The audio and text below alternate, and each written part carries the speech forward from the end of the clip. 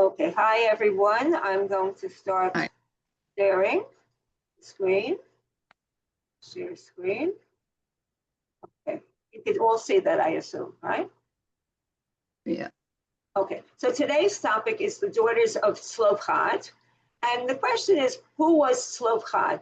Well, according to the Midrash, this was Tzelophad, okay? It does not say that that's Tzelophad, but this is what it says, all right?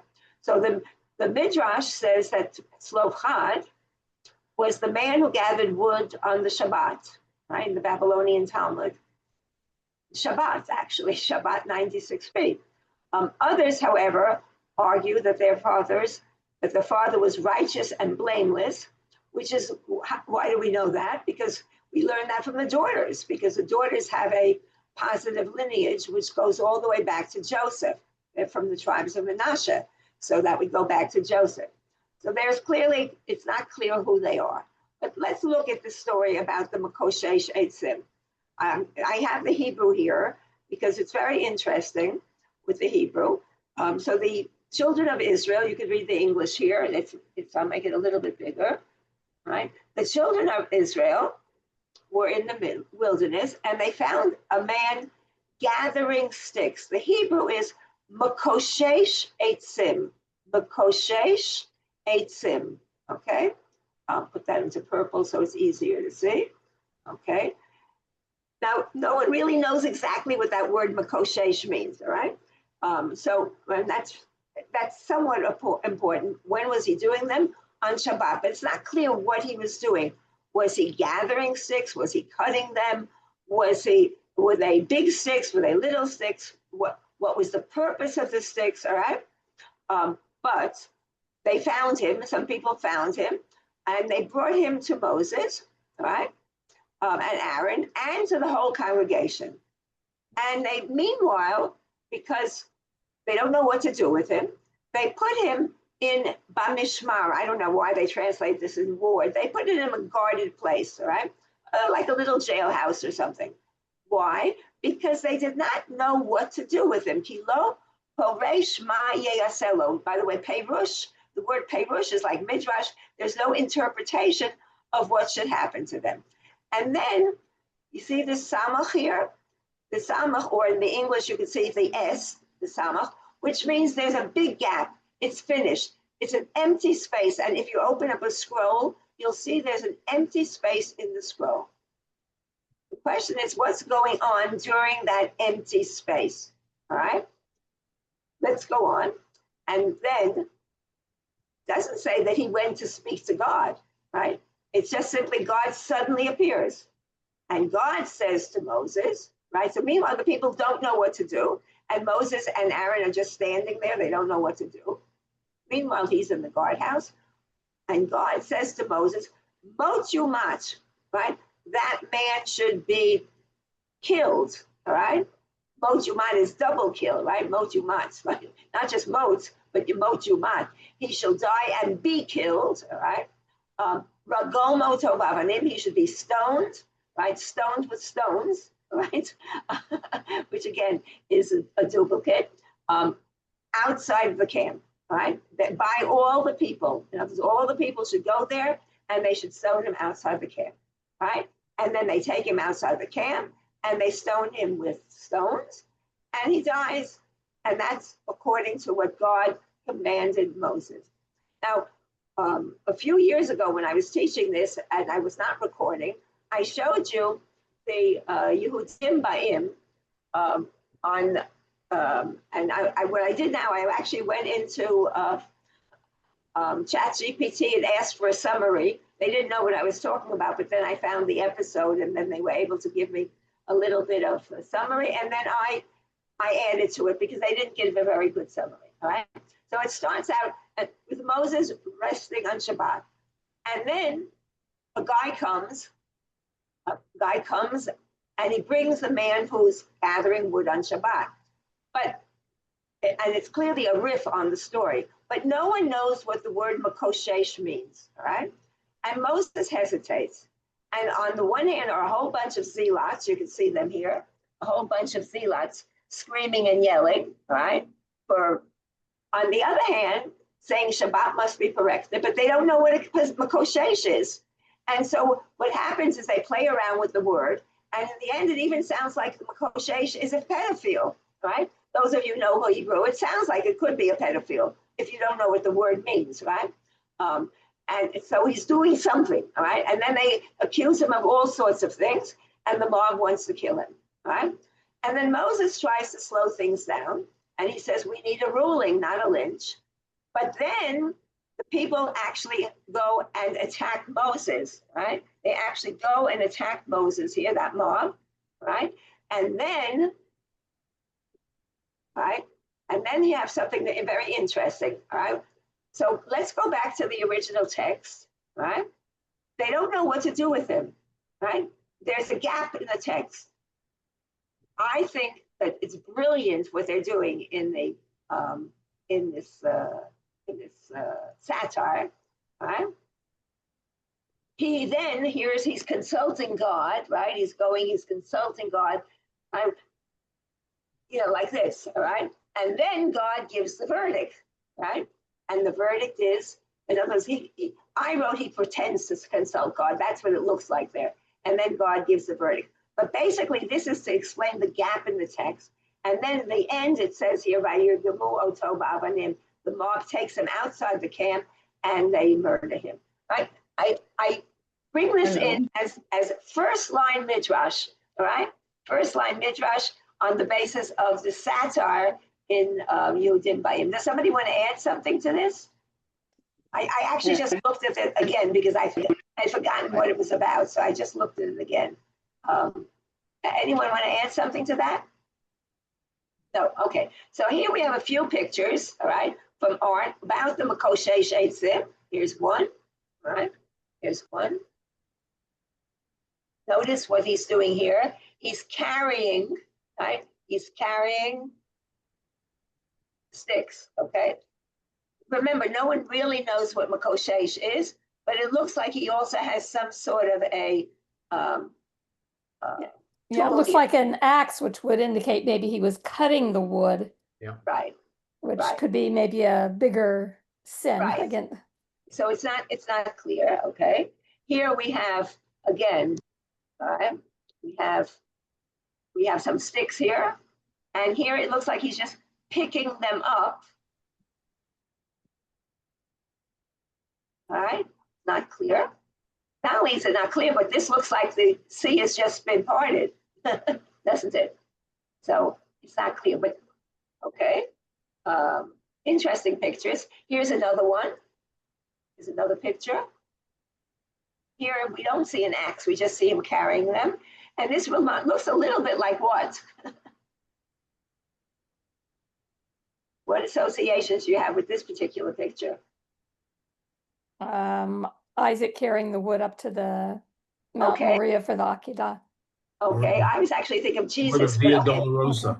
Yeah, okay, I was thinking of Jesus, right?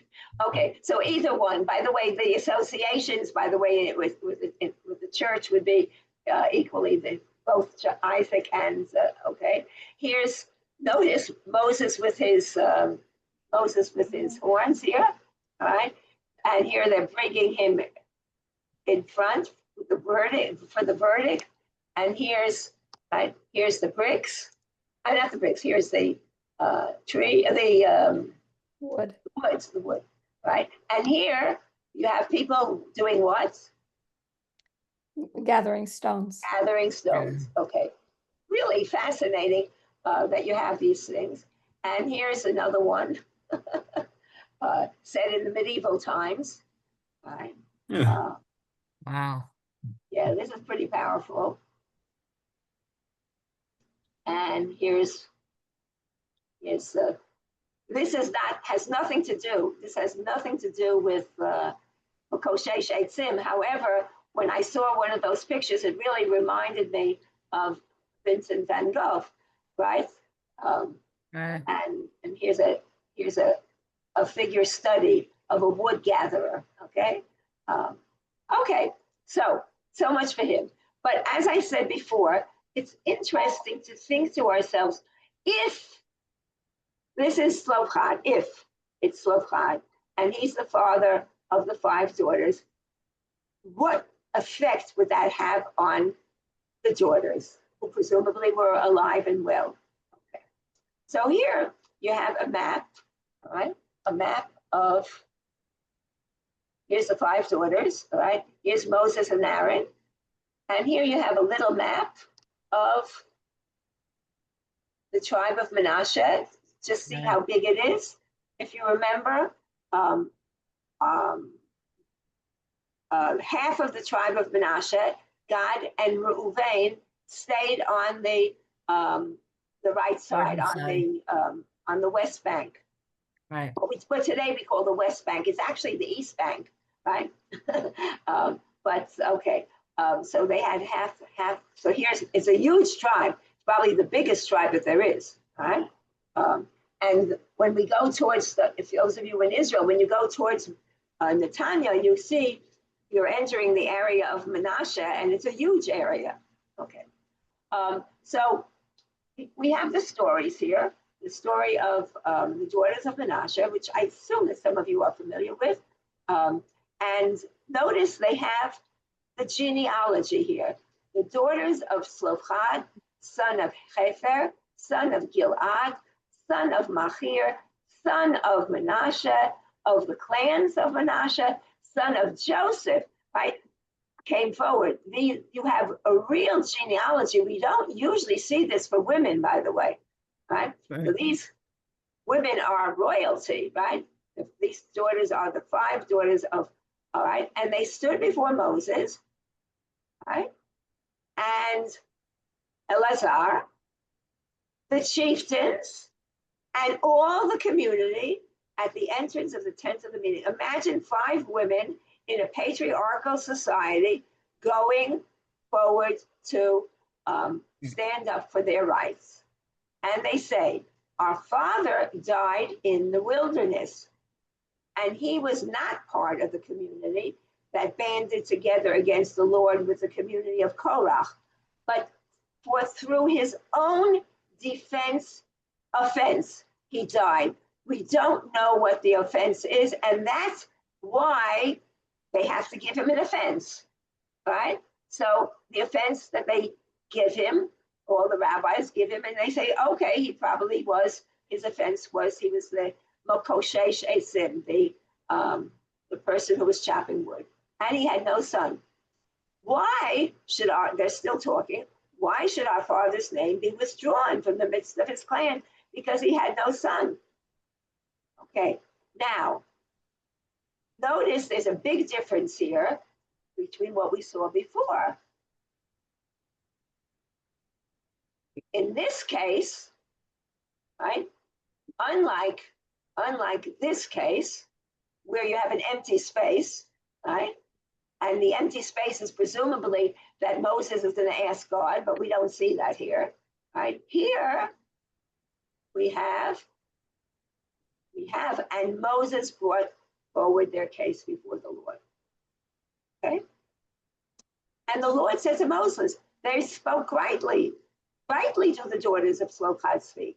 You should surely give them a secure holding in the midst of their father's brothers, and you shall pass on their father's estate to them. And now God goes further, and he makes a general rule based on this. In other words, now we're going to have legislation based on, I guess this would be, we don't have any lawyers here, on case law. In other words, based on one particular case, you now have legislation.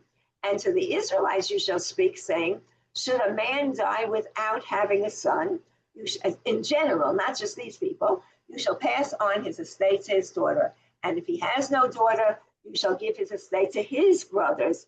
And if he has no brothers, you shall give his estate to his father's brothers. And if his father has no brothers, you shall give his estate to his closest kin from his clan, and he shall take possession of it.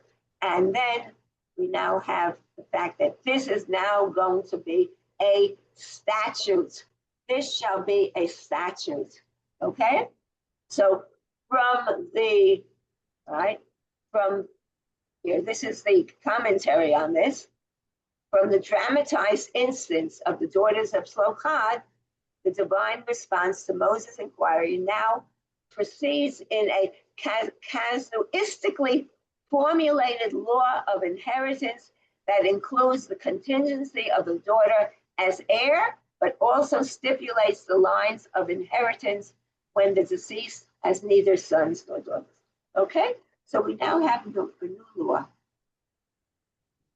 Okay, we have here, it's not exactly a map, but we have here a, what we call this, sort of a placement of tribes in Israel today, right?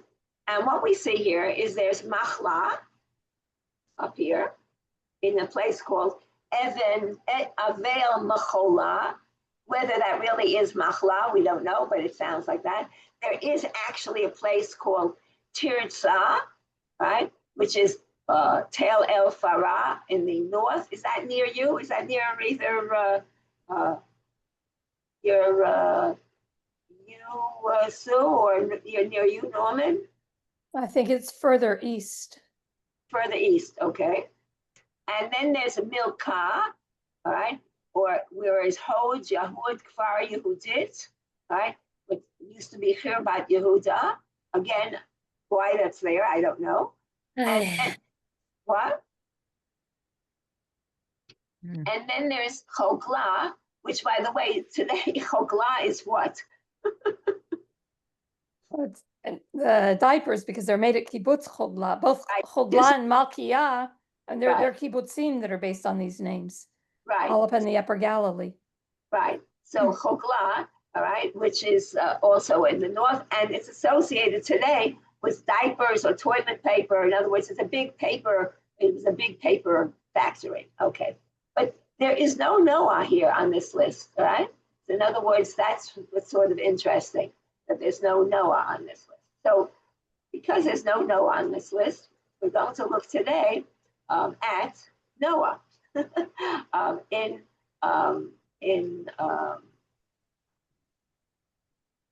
you look at Noah. I'm just, as we're passing by looking for, we have some pictures of the 5 daughters, which are interesting. Right? And incidentally, there's a different unhappy ending to this story. And the unhappy ending comes at the end of the book of Numbers, where there's restrictions, right? We won't really go into the restrictions right now, but there are restrictions. And the particular restrictions are that, first of all, this time the heads of the fathers come out, and they, from the clan, and they are very upset with everything. And they said that, and they pointed out correctly to a certain degree, if these women marry out of our tribe, their estate will go out of our tribe, and our tribe will be diminished, right? So they protest. Now here, Moses does not ask God anything. He directly answers on his own, and he says, rightly do the tribes of the sons of Joseph speak, all right? And so he changes it now, and now there's a new law that these girls, these women, these daughters of Tzelophad are going to have to marry within the clan of their father's tribe, so that the land will not go out, right? Yes, because heaven forbid that the land should stay with the wife, and instead of automatically being going with the husband. Exactly, it has to stay in, right?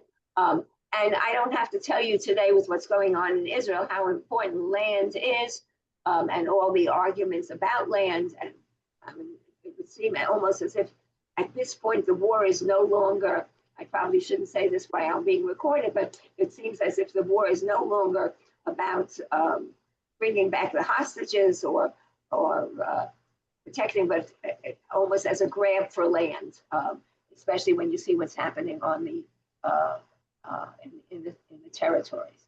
Okay, so so notice here what Walter points out. By the word of the Lord, despite this phrase, there's no indication that Moses has consulted an oracle, which was the case with the daughters of Tzelophad. Okay, so this is what happens. Now notice that the we have here this, and the daughters are all mentioned here. They became wives to their uncle's sons. Within the clans of the sons of Mekoshesh, they became wives, and their estate was attached to the tribe of the clan of their father. Okay. So we have here some more pictures of the daughters. And now, in Joshua, again, we have a mention of this in the book of Joshua, in Joshua 17, and it's again there mentioned. And what's interesting is that the order of the daughters in 4 different sources, we haven't looked at all 4, is almost identical in the 4 sources. So notice the order here. Machlah, Noah, Holga, Milcah, and Tirzah in Numbers 26. Machlah, Noah, Holga, Milcah, and Tirzah. So there, in these 2 sources, they were the same. But in Numbers 36, Machlah, Tirzah, and Holga, and Milcah, and Noah, notice there's a change here. Tirzah is replaced by Noah, or you could say Noah is replaced by Tirzah. And then the same thing again in Joshua, Machlah, and Noah, Choglah, Milcah, and Tirzah. So the question is, why is the order changed? Who's this Tirzah and Noah? They're clearly separate. They're not just 5 daughters. And I have here a whole, if we have time, we can come back to this, a whole bunch of Midrashim about all of this. Let's see, is there anything that would be important? But one thing Rashi says that it shows how much the woman loves the land, right? In other words, so this is very important to them that the woman loves the land, and they demanded, unlike the spies, right, who hesitated to go, these girls are wonderful, they love the land, all right? And also they say the woman didn't participate in the golden calf, right? Just to show how wonderful the daughters are. And in general, they like the daughters. They have nothing really bad to say about the daughters. Okay. What's interesting is on the 15th day of Av in Israel, the Tu B'Av, the 15th day of Av, not Tisha B'Av, but Tu B'Av, the 15th day of Av. One of the things about that is that the tribes were now allowed to intermarry with one another. In other words, clearly, according to this Midrash, they're not happy about the fact that they had to marry in. And so on this wonderful day, which is like, what's it like? What would you call it? Like Valentine's Day. It's like Valentine's Day. By the way, if you want to get married in Israel on Tu B'Av, you have to put in your bid for the hall way in advance. It's like a very popular day to get married. So this is very interesting. In other words, that it was only meant to apply for that one generation, but not for the generations afterwards. Okay. So much for that. Okay. Now we have another picture of, I love these pictures, by the way. They're so great. This one is great. Love it. Okay. Well, what we're going to be looking at is Marla's Midrashim, and we won't read the commentary because we need, just to remind you, Marla Feldman came and she spoke to us a couple of years ago, I think it was 2 years ago, and she spoke to us, and we read her Midrash at the time, which is about Noah. And we will not look at the commentary. She has a story about Noah. Okay, remember Noah's one of the people. I've numbered this. I need 11 readers. How many? Let me just stop for a minute. Let me see. Does anyone want to say anything before I go on? Okay, do we have enough readers? So Louise, 1. Sue, 2.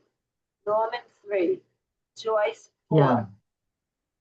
I just wanted to say something. Let me finish the numbers and then say something. Write down your numbers so you don't forget. 4. Okay.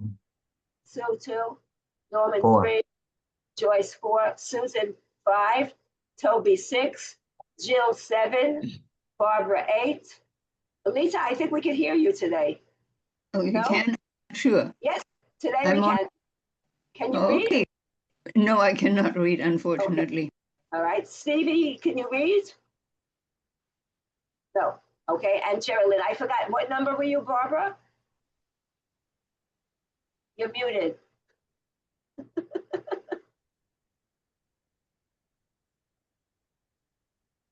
I'm 8. Okay, Sherry Lynn, 9. And now we'll go back to Louise, 10. And Sue, 11. And I think there's also an 11A, which is very short. Okay? All right, Joyce, you wanted to say something.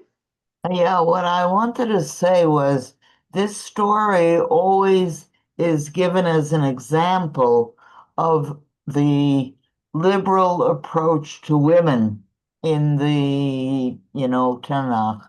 And it is really so complicated that you realize it was not simple at all. But it's a good beginning. It's a beginning. It's a beginning. It's a beginning. It's a beginning. People, sort of tend to forget, they're so proud of the first part, they forget the second part. Yes, Susan. Yeah, I was going to say, this was woven into the Devar Torah I did a few weeks ago in my synagogue, thanks to Naomi's help. Both her blog from last year on that Parsha and this year, I wove in the story of Zelophad's daughters and showed how, in 27, they're given these rights of inheritance, and then they have to marry within their tribe in order to keep those rights. So it kind of shows how there's 2 steps forward and 3 steps backward to get our rights, Yeah, but a beginning. Yeah. Okay, it's not totally wonderful. Okay, so we have our readers in place and share. Okay, so this is called Noah and Elishama, a love story. Okay. All my life, people told me I was brave. I never felt brave. Mala, my older sister, she was brave. She always seemed so sure of herself and spoke her mind, even to men. Father loved her best. She was his firstborn and the sparkle in his eyes. My sisters and I knew that, but it was okay. I think we all loved Mala the most. She was funny and forthright and smart. One of the first to be born in the wilderness after the journey through the Reed Sea, she became a symbol of the new life we would forge one day in the Promised Land. Even the other men of our tribe indulged her, permitting her to join them at tribal council meetings to study the new rules and laws handed down by Moses. When I got older, Father sometimes let me tag along with Mala to sit by his side. I was in awe of Mala. She spoke her mind, and even the men respected her opinion. I was more reserved, though not really shy. I could speak up when I had something to say, though I rarely had anything to say that Mala had not already said before me. Our clan of Menashe, among the most honorable descendants of Joseph, grew quickly. Father and mother did their part, as my sisters and I came one right after the other. Mala, me, Noah, Hogla, Milcha, and Tirzah. The annual clan gatherings were joyous and lively affairs. Sometimes we joined with our cousins from the tribe of Ephraim, also descendants of Joseph. The women cooked together and danced with timbrels, just as the elders had done with Miriam when they began their sojourn in the wilderness. The men gathered around the fires to tell stories of heroism and bravery, rejoicing in their newfound freedom, even as they remembered the torment of slavery. Some of the men had even seen Moses, our great leader, at the tent of meeting. They told wondrous tales of pillars of clouds rising from the desert floor to lead us at day and columns of flames to guide us at night. During these gatherings, while Machla was with father and the men at the campfire and my younger sisters were at my mother's skirts, I was free to play with the older children of the 2 tribes of Joseph. We were like one big happy family. My best friend and playmate then was Elishama from the tribe of Ephraim, who, like me, was curious and loved to explore. We would go from one campfire to the next, listening to heroic tales of battles at one, and then joining the women and children dancing, and then on to another circle of men debating the new laws, and then back to the games with the other children. There was so much to see and hear. We never grew tired of being together. Though Ellie and I saw each other only during those clan reunions with both Menashe and Ephraim, it felt like the two of us grew up together in the wilderness. As time went on, we spent less time playing games and more time sharing our thoughts and dreams. He was learning to be a warrior, preparing to enter and fight for our promised land as our journey was hopefully nearing its end. And I was learning the proper ways to be a wife and care for a household of my own one day. When I reached the age of womanhood, propriety dictated that Ellie and I could no longer be alone together. I hid my face behind a veil, just like the other women, whenever I left my family tent. But I could tell my Ellie always knew me.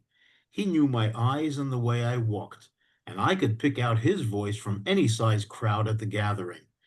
When our eyes locked across the clan fires, it was as if no one else existed. Our childhood friendship had blossomed into love, and we knew we were intended for one another. Over the years, my heart swelled with pride as I watched him grow from a boy into a man, a brave warrior, and a leader of Ephraim. Meanwhile, Machla and I were growing into young women, and soon it would be our time to wed. I anxiously awaited Machla's marriage because I knew mine would come soon after. Everyone assumed Ellie and I would wed. Our love for each other was no secret. Marriages between our tribes were common. Many couples found one another during those tribal gatherings. When Mother's monthly cycle stopped, Father grew despondent. He watched the other clansmen and their sons longingly. As the father of only daughters, he worried about who would follow in his footsteps and carry on the family name, and what kind of future his daughters would have without the protection of a male heir to secure the family rights. Mother worried that the family would not have enough for our dowries to ensure good marriages for all five of us. So Father had to work even harder to prepare for our future marriages, and without sons to help the herds, he was constantly worried and exhausted. Father left one day and did not return. We were not concerned, for he often spent days on end with the herds. But then Gamliel heard of our tribe and showed up unannounced at our tent. Immediately we knew something was drastically wrong. Father Gamliel explained to us, had been caught gathering on this Shabbat day, violating the new laws proclaimed by Moses. As a result, he had been brought to the tent of meeting to await a ruling about the punishment for this crime. Before Gamliel could say another word, we hastily gathered ourselves and set out with Gamliel to witness the proceedings at the tent of meeting. When we arrived, we saw that men from all the tribes had gathered there to learn what would happen when someone violated the new laws about the Sabbath. Mala did not wait to hear the final decree. She spoke up as soon as we arrived, much to the surprise of everyone except my family. She begged and pleaded with Moses to spare Father. His crime was one of love, she cried, love for our mother, love for his 5 daughters. With no sons, he had to work extra hard all by himself to provide for us. Surely a just God would know Father's heart, and a kind and generous God would understand that these rules are new for our people and would forgive a first-time infraction. A merciful God would not leave a wife and 5 daughters alone in the world of men, without means of support and sustenance, and without dowries. While Mala addressed the community and tribal leaders, she was so brave, I searched for Eli. Perhaps he could help us and speak on Father's behalf. Our eyes Our eyes met as they always did, and with a slight nod of silent communication, we stole away for a private rendezvous. I fell into his arms, weeping and begging him to help us. Eli comforted me, cooing softly until my sobs subsided. My love, he gently whispered, I'm so sorry for you and your family. I know your father is a good man, but we must trust in our wise leader Moses and have faith that the ruling will be just. God is our judge. Even if the worst happens, do not fear for yourself. I will marry you and care for you, and I will care for your mother and sisters too if they do not wed. Despite my despair over my father's plight, I could not stop my heart from dancing. My hopes and dreams might finally come true. I would be wed to Elishama, son of Amihud, my beloved and my best friend, who would one day be chieftain of Ephraim. I proclaimed my devotion and gave Eli my pledge to become his wife. Despite Machla's pleading, the worst did happen, as Eli had warned me. Moses said he had no choice. The decree came directly from God. The punishment would be death by stoning. They would make an example of father, lest anyone doubt the seriousness of these new laws. There would be no flexibility and no recourse. The days that followed were a blur. We had just witnessed the horror of the execution of our father, and then immediately after the period of mourning, our uncles came to mother to devise a plan for our future. Since mother was too old to bear a son, they released her of the obligation to marry under the Levirate law. Machla wed immediately to our cousin Aniam, son of Shemida, and the rest of us would follow in due course. I hoped that soon the despair would lift from our household, and I would find myself once more in the arms of my beloved. But Mala was not satisfied. She would wed Aniam, but she insisted that we not relinquish our share of the land that was father's birthright to receive at the end of our journey through the wilderness. Having paid attention during those days when she accompanied father to the clan meetings, she knew about the plans to appropriation land to the apportion land to the tribes according to each male descendant. As the firstborn of the firstborn, she insisted that the daughters in our situation should receive their own shares, just like sons. Since Moses and the tribal leaders had taken father from us and stoned him to death, it would not be fair for them to also take our inheritance. For the first time, I pushed back. I was not interested in another fight with tribal leaders. I wanted her to marry Aniam and make way for Eli and me finally to be together. His inheritance would be enough for me, and I did not want Mala's greed and arrogance to stand in our way. We will soon enter the promised land, and there'll be enough for all of us. I argued. The laws are difficult. We know them better than anyone, but our family has followed Moses this far, and now it's our turn to have faith and follow the laws of God, of the God of Israel. Please, Mala, be satisfied with what you will have with Aniam and allow us to move on. But it was no use. Mala was determined. Tirza and mother agreed with her, and Hogla and Mocha went along. When I knew Eli would take care of me and the rest of them, if necessary, they wanted assurance. They wanted assurance that we would not be left destitute or at the mercy of our uncles without our own property. So first, Mala went to our tribal elders to demand our share of father's inheritance. They said it was not their decision to make and deferred to the next level of authority.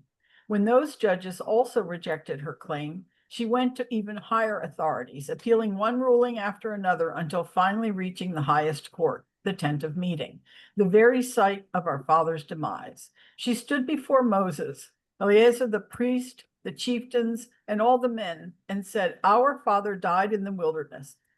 He was not one of the faction, Korah's faction, which banded together against God, but died for his own sin, and he has left no sons.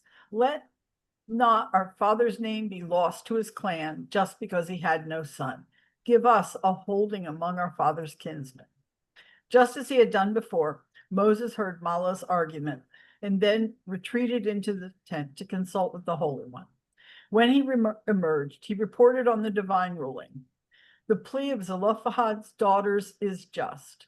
You should give them a hereditary holding among their father's kinsmen, transfer their father's share to them. Mahlah got her way, and she married Aniam too. Finally, it was my turn to wed. Aniam's father, pleased with the additional property from father's inheritance that his family would receive, wanted to betroth me to his other son, Lehi.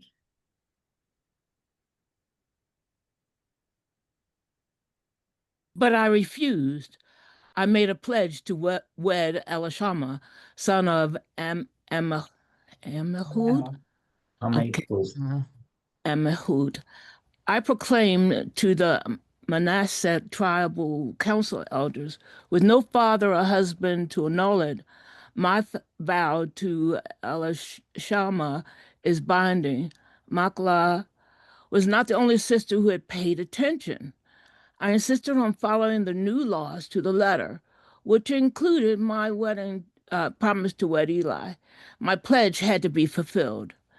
The men of the council took my plea under advisement, but then moved on to more pressing matters. As our tribes neared the land of Israel, the tribes of Reuben and Gad had decided they did not want to travel across the river Jordan.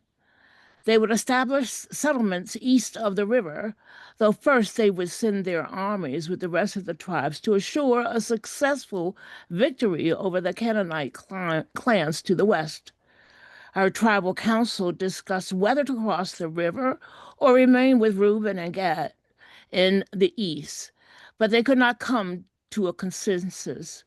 So they decided to let each family choose which way to go. My uncle sided with those who would remain east of the Jordan. I was devastated. That meant I would be separated from mother and my sisters. Since my future was with Eli and his tribe of Ephraim, once we were married, I would travel across the Jordan with him, while mother and my sisters remained behind.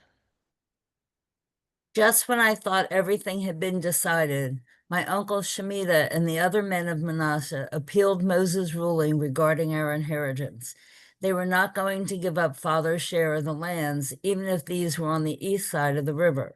They demanded that my shares of the family's inheritance remain with them and not be allotted to Ephraim, Eli's tribe. So once more, Mahlah, my sisters, and I found ourselves standing before Moses at the tent of meeting, though this time Eli and I stood against Mahlah and her husband as he and the other men of Manasseh argued. God commanded my Lord to assign the land to the Israelites as shares by lot, and my Lord was further commanded by God to assign the share of our kinsman Tzelophad to his daughters. Now, if they become the wives of persons from another Israelite tribe, their share will be cut off from our ancestral portion and be added to the portion of the tribe into which they become wives. Thus, our allotted portion will be diminished, and even when the Israelites observe the Jubilee, their share will be added to that of the tribe into which they become wives, and their share will be cut off from the ancestral portion of our tribe. Immediately, Moses issued a ruling that he explained came from God's bidding. The plea of the Josephite tribe is just. This is what God has commanded concerning the daughters of Tzelophad. They may become the wives of anyone they wish, provided they become wives within a clan of their father's tribe. No inheritance of the Israelites may pass over from one tribe to another, but the Israelite heirs, each of them, must remain bound to the ancestral portion of their tribe. Every daughter among the Israelite tribes who inherits a share must become the wife of someone from a clan of her father's tribe in order that every Israelite heir may keep an ancestral share. Thus, no inheritance shall pass over from one tribe to another, but the Israelite tribes shall remain bound each to its portion. It took me a moment to process what I had heard. First, Moses had said I could marry anyone I wanted, but now he was saying I had to marry someone from my own tribe. It didn't matter that Ellie and I were both descendants of Joseph. It didn't matter that we loved each other and had pledged ourselves to one another. If I wed, it had to be a man of Manasseh. I would not be able to marry my beloved Eli. Even if neither of us married, we would still be separate. We still would be separated. Our tribal lands on opposite sides of the Jordan. Eli would lead Ephraim in battle to the west, while I was obliged to settle with father's people in the east. No matter what we did, Eli and I would be lost to one another. Once more, I found myself in Eli's arms, this time both of us crying at the cruelty of our fate. As a young tribal leader, Eli could never abandon his people. Like the rest of us, he was sworn to uphold the new rules. He would not defy Moses or disobey the law, which came directly from God Almighty. And so my betrothed, my Eli, released me from my vow, and I released him. Heartbroken, angry, and bitter, I determined never to marry. If I could not be with my Eli, I would remain alone. So I bestowed upon Tirzah my rightful place as second sister, and she wed shortly thereafter. Hogla and Milcah also took their turns under the canopy with men of Manasseh. And so I remained with the tribe of Manasseh along with my mother and my sisters, while Elishama departed to lead the tribe of Ephraim to fight for our birthright. We hadn't even been able to say goodbye to one another because my uncles feared we might defy their authority and run off together. Though my love story ended when Elishama crossed the Jordan without me, my life story continued. After mother died, Machla and Aniyam brought me to their camp. Tirzah, Hogla, and Milcah and their husbands too made sure I was cared for. They knew that the happiness they had found came at my expense. And though they did not regret their own happiness, they nonetheless took pity on me. Over the years, I heard tales of Eli's conquests and his valor, but our eyes never met again.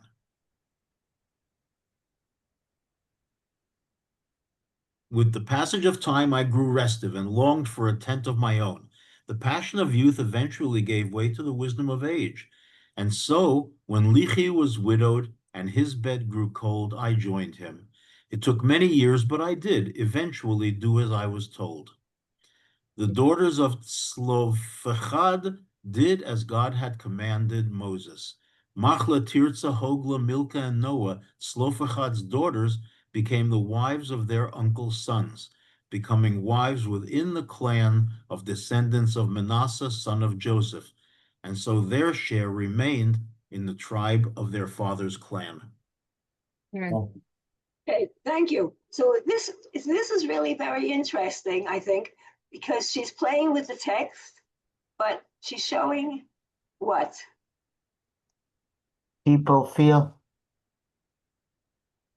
Telling a story. It's interesting, it makes it come to life. She makes it come to life. Yeah. Right.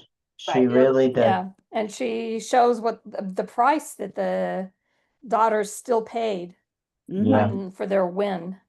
So you have the cold law, right? And then you have the personal. When we say, the personal is political. So you really, get to see that here. So anyway, I have some more pictures I wanted to show you. There's a lot of commentary, but we won't look at that right now. But I just want to show you some more pictures because they're interesting. So here we have a picture of the daughters reading, the 5 daughters reading from the Torah. They're Torah readers, all right? Which I think is lovely. All right, this is some snippets from her commentary, but I'm not going to. Here's a cutout. So good. Yeah. Very good. This is also from Jill's. We're not going to read that today. She also has a separate story. There she has a separate story for each one, and she has her own story for Noah. She says here that Moses is like women, which is interesting. So anyway, that's all right. These are other midrashim are there. So here's some Israeli art. Okay, so this one, the title here is Lochamot Tzedek Breshit Im Yisrael, freedom fighters for justice at the beginning of the nation, okay? So in other words, they're making this quite political here. Here's another thing. This is Tu B'Av. I mentioned that earlier, the Valentine's Day. So now you could have, all of them are now free to marry whoever they want, right? In the future. Here you have the 5 daughters. Notice the way they're dressed, approaching the men of the men, right? And notice here, it's interesting. There's a woman here. I wonder who she is. That's interesting. I never noticed that before. But notice Maybe this it's Miriam. against a map of Israel. Okay, so that in itself is interesting. And this is from a textbook, I think.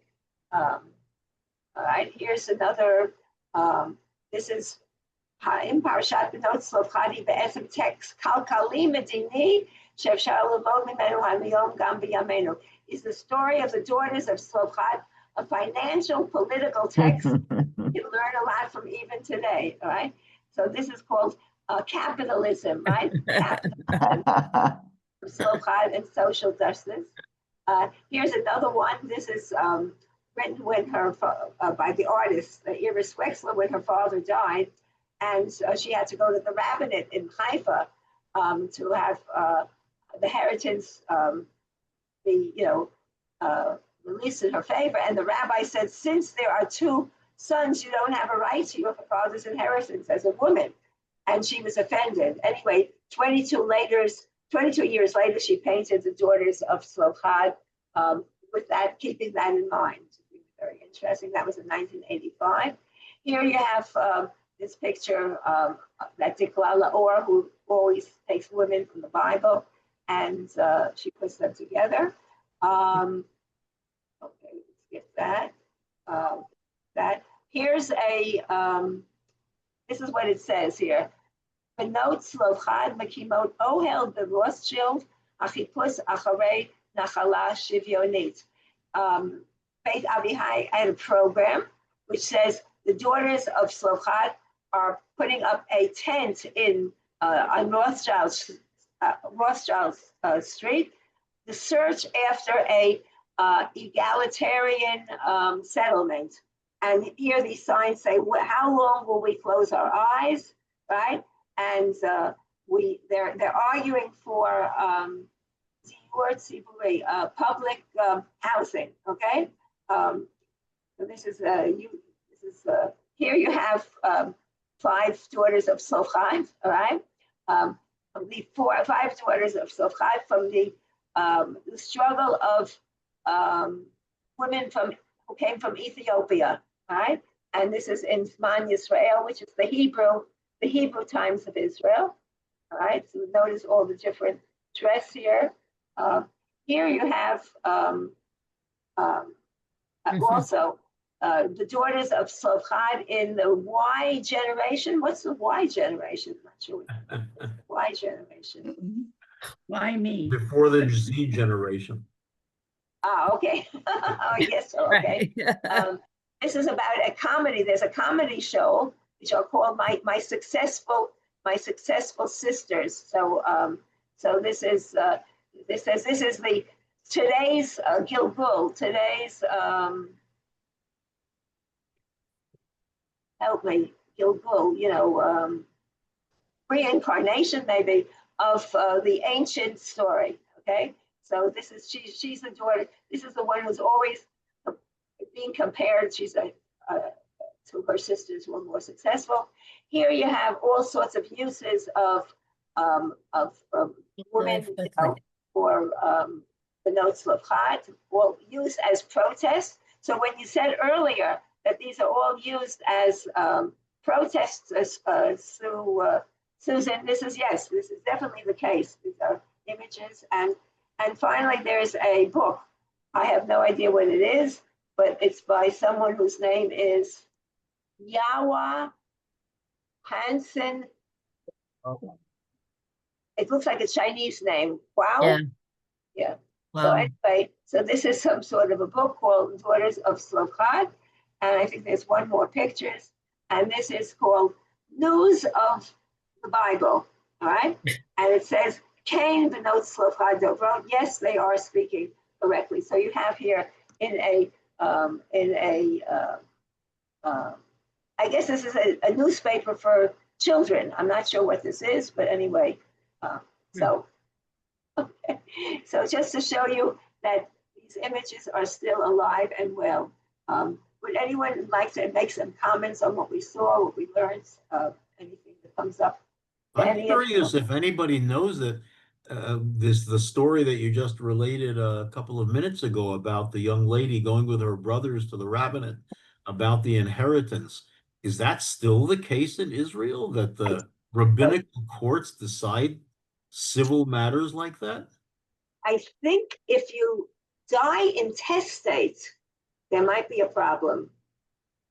If you go to the rabbinical courts, which would be a big mistake.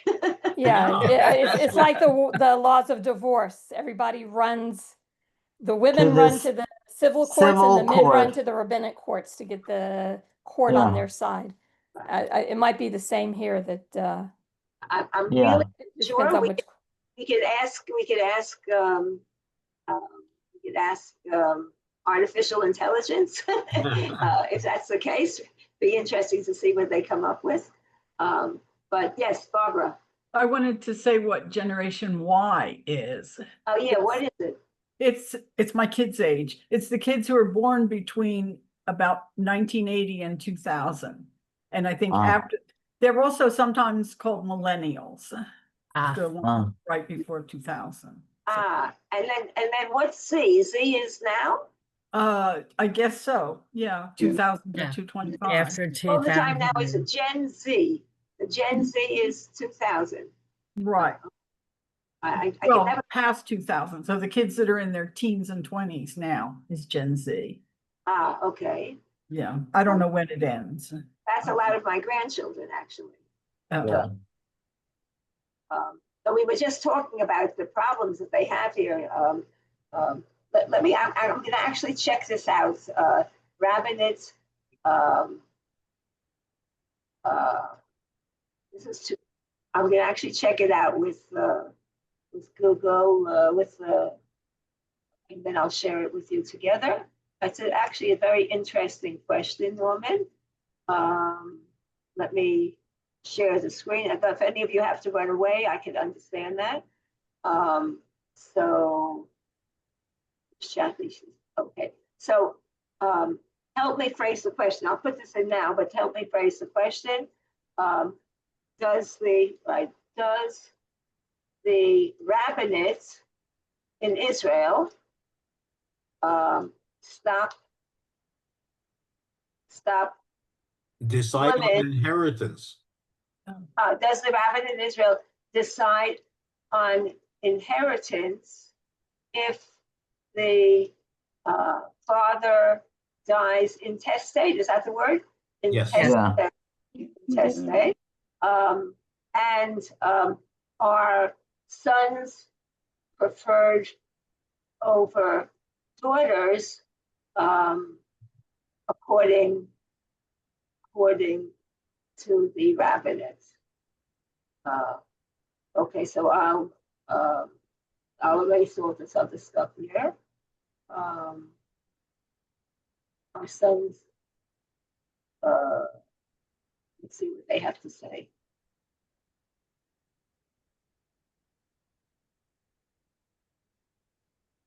Okay, let's see what they have to say. Naomi, is this the only term that Mekoshesh is in the Bible? Is this the only place? I think so. We could check that out also. I think so. Here's the answer. If all the heirs agree, the case can be transferred to rabbinical court. So if you it's divided equally. She obviously made a mistake if she agreed with her brothers to go to the rabbinical court. Yeah. Yep. Wow. That's so. If this says in the civil courts, they inherit equally. Right. If the case, then sons inherit before daughters. There's a surprise. Daughters inherit only if there are no sons. Wow. Wow. Good question. I mean, I sort of knew it, so it didn't occur to me but I didn't realize it's still the case today. So now Wow. is the word Mekoshesh only in the Bible in connection with the Sabbath Yeah. Sabbath laws and Tzelophad? No, we don't know that it's Tzelophad. Let's see what they say here. It's interesting, though, that the end of that, when he says, "You want me to tell you about all the conflicts it creates in society?" Like, well, gee, I wonder why. Okay, in the Tanakh, the word appears only in one context, all right? Only one, that's what I thought, all right? As the Talmud expands the discussion, they debate what exactly was it, cutting, uprooting, gathering, or carrying, all right? The act becomes an architect for violating Shabbat laws, okay? So in the Bible itself, right, it's only used in relation to Sabbath, all right? And they sometimes only use the word Mekoshesh, right? Right. And occasionally it shows up in the halachic discussions of forbidden labors, the malachot, right? Are you interested in the rabbinic interpretations of what exactly the Mekoshesh was doing? No. Yes, no, quickly answer yes or no. Yes, yes. Yes, okay. So you have to write, yes.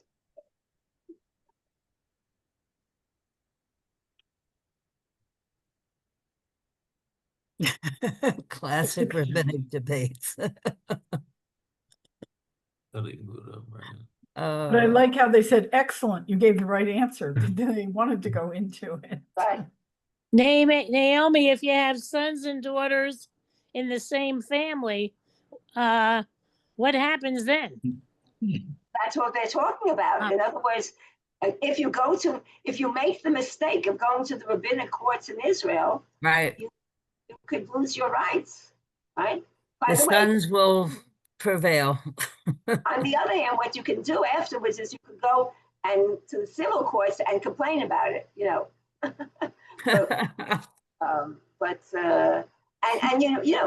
a patriarchal situation, you might have brothers, sort of saying to the daughters, look, you're going to get married anyway, and you don't really need the money. You're going to be dependent on your father. So, we need the money because we have to marry women and we have to take care of them. I mean, I could just imagine, what it is. So this is, so that what we just saw before, that they're cutting up, right? Okay, so. I have one comment to make also, that I think that the fact that the Midrashim identified Tzelophad as the wood gatherer is just another of myriad examples of the negativity that these Chazalim provide us with various people in the Bible. If they want to figure that somebody is descended from Goliath or the mother of Goliath or whatever, they manage to find a way, even if there is absolutely no evidence for it. Right. Well, what they did if you remember with Orpah, right, with Orpah being Goliath's grandmother or something, they managed to use the word Rapheh, and they got that somehow or another to be connected to Goliath. In other words, when there's a rabbinic will, we used to say about the rabbis granting equality to women. So we used to say, when there's a rabbinic will, there's a rabbinic way. So, and that's true for Midrash as well. When they want to do something, they can. But they will Midrash usually, and even modern Midrash today, usually tries to be part of a text, right? In other words, it tries to, it not only tries to, but it should have some connection with the text. It could be one word. It could be an idea. Right. It could be lots and lots of things. And it could be a gap in the text. So what I showed you before with the story of the Yehudim Ba'im, they took that gap in the text, and they had, when Moses was afraid that they were going to kill him, that's when he suddenly speaks to God, right? It's brilliant. It's absolutely brilliant. And by the way, years ago, I actually went to 2 interviews when they were talking about the Yehudim Ba'im for English speakers. And I went to 2 interviews. They were all on Zoom in those days.